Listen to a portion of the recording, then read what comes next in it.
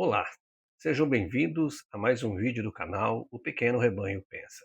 Eu sou o pastor José Carlos da Igreja da Vida, Jaguaré. Nosso endereço é Avenida General MacArthur 380 e os nossos cultos aos domingos às 10 da manhã. Muito bem, hoje vamos falar do Cordeiro Pascal. O que a Páscoa significa para você? A Bíblia nos ensina que a Páscoa é algo singular. Para nós cristãos, a Páscoa simboliza a vitória da vida sobre a morte, a ressurreição do nosso Senhor e Salvador Jesus Cristo. Pois bem, a Bíblia ela revela algumas particularidades e confirma que Jesus Cristo é o Messias. Então, quando o povo hebreu estava cativo lá no Egito, você conhece a história, Deus mandou então as 10 pragas para que Faraó fosse convencido a libertar o povo hebreu. E a última praga, aquilo que iria fazer com que o Faraó deixasse o povo hebreu ir, foi a morte do primogênito, ou a morte. Aqui nós vemos Deus mostrando que a morte é algo terrível e que ninguém pode escapar da morte, a não ser através dele, do próprio Deus, o Criador. E ali então nós vemos a direção, os pormenores que Deus dá ali a Moisés a respeito do sangue do Cordeiro. E nós vemos também, posteriormente, a instituição da Páscoa, que também fala do Cordeiro Pascal. Nós vemos ali em Êxodo 12 como o Cordeiro deveria ser separado. O cordeiro deveria ser separado de 4 a 5 dias, na realidade, 4 dias antes.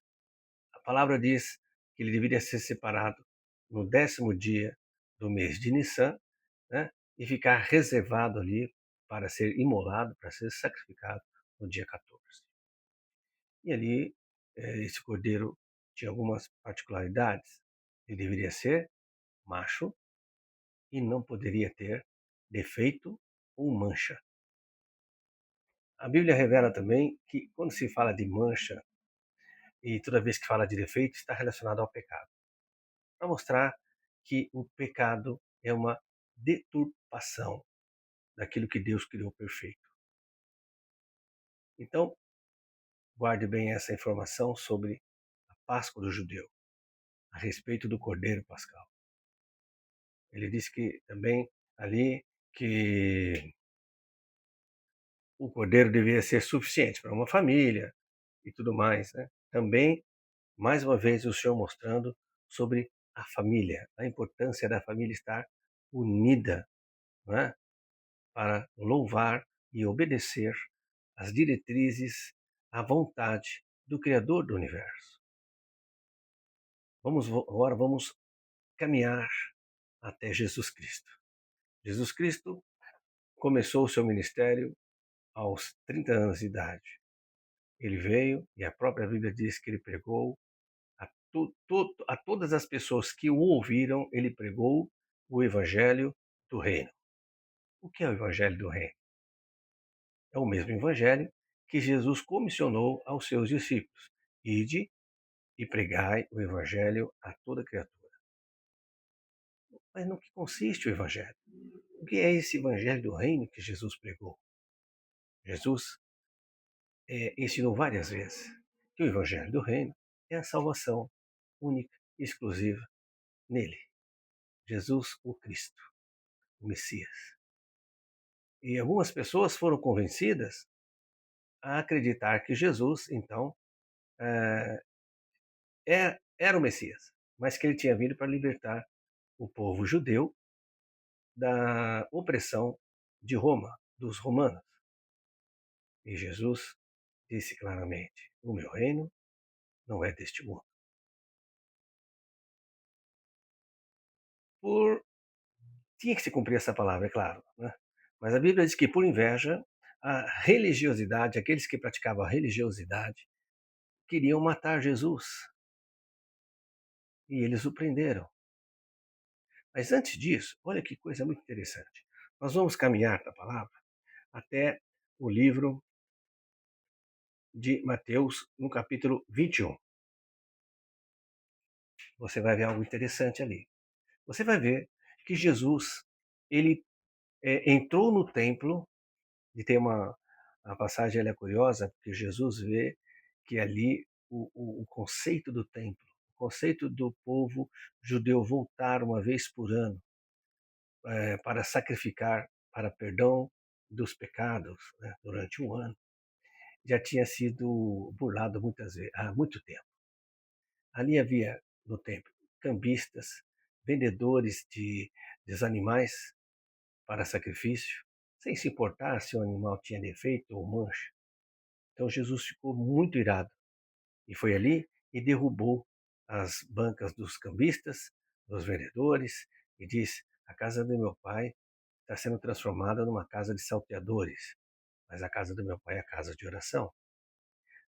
Naquele dia, né, ah, Jesus entrou então ali no templo, após esse episódio da derrubada das mesas ali, Jesus entrou no templo, segundo a tradição, numa segunda-feira. E ali ele se purificou como o Cordeiro de Deus. Essa palavra purificou tem o sentido de se separou. Ele se separou como o Cordeiro da Páscoa. Então, Jesus se separou e no decorrer daquela semana, ele foi preso, julgado e na sexta-feira ele foi crucificado e morto.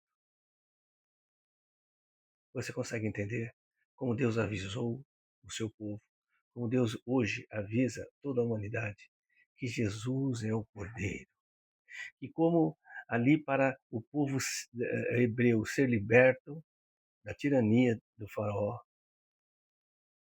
ele eh, precisou haver morte. E para que o povo hebreu não morresse, ele precisava ter nas portas de suas casas o sangue do cordeiro, e o sangue desse cordeiro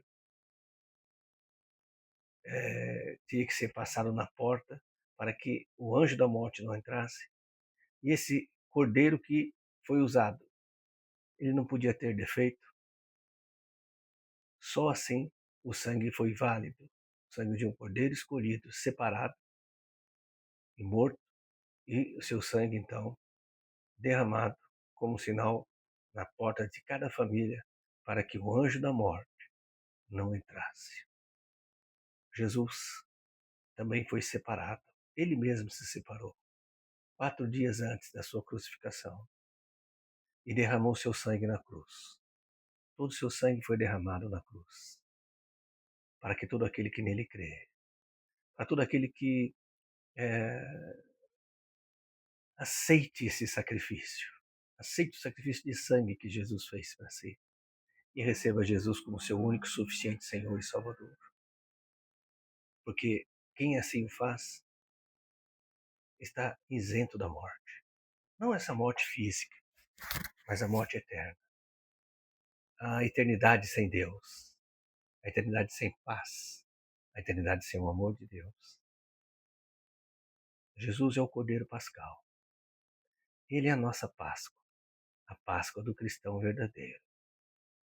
Não é chocolate, não é coelho, não é um almoço em família, não é um abraço, não é dizer Feliz Páscoa.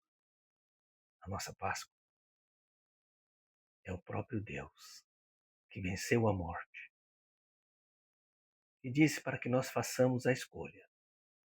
Ou nós escolhemos a Ele, ou escolhemos a morte eterna? Você já fez sua escolha?